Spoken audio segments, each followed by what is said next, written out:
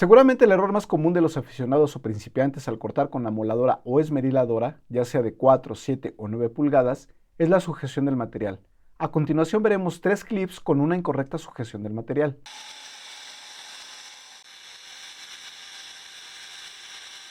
Si bien en este caso el corte se va desarrollando de manera correcta y natural, la sujeción de los tubos se encuentra en una posición tal que se ejerce una presión con las pinzas, en modo que el material se cierra y atrapa el disco.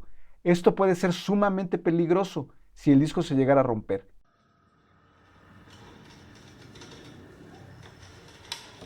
Veamos nuevamente en cámara lenta cómo se atrapa el disco.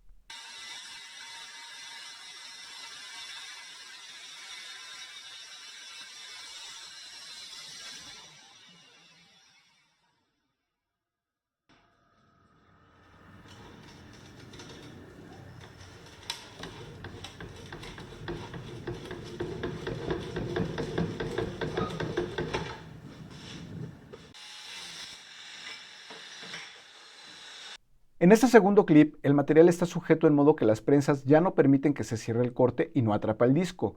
Pero sucede que las pinzas o prensas no están apretadas lo suficiente y el peso del material vence a las mismas, provocando que el material una vez cortado se mueva.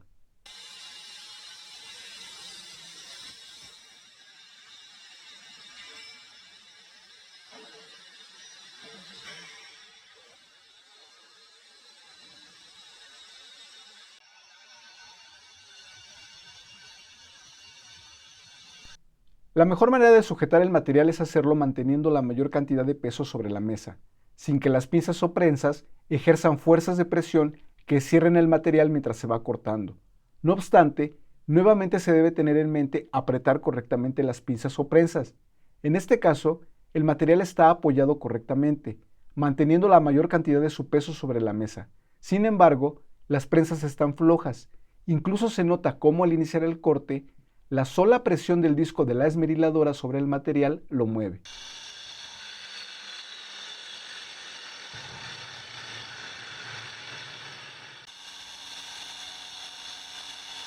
Cuando como resultado del corte se obtienen piezas cortas que no pueden sujetarse, es altamente recomendable interrumpir el corte aproximadamente 1 milímetro antes del final, para después separar las piezas con unas pinzas. Esto evitará que la pieza recién cortada caiga al vacío, maltratándose o bien en el peor de los casos, caiga directamente sobre tus pies.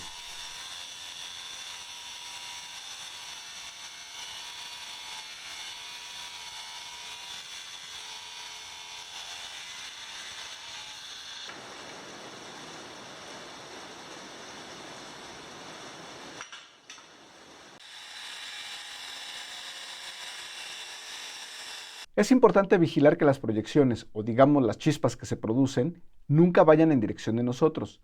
Este problema suele presentarse con frecuencia cuando se cortan tubos que ya tienen cortes precedentes y provocan una línea de fuga o escape para las proyecciones.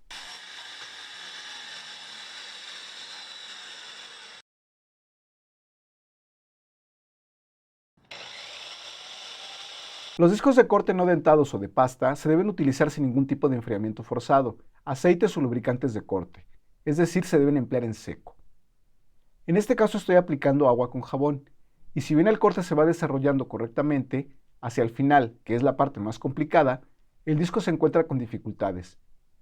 Sinceramente la explicación técnica de por qué sucede esto al aplicar lubricantes o refrigeración en los discos de pasta la ignoro. Si alguno de ustedes lo sabe, por favor ayúdanos dejando la explicación en los comentarios.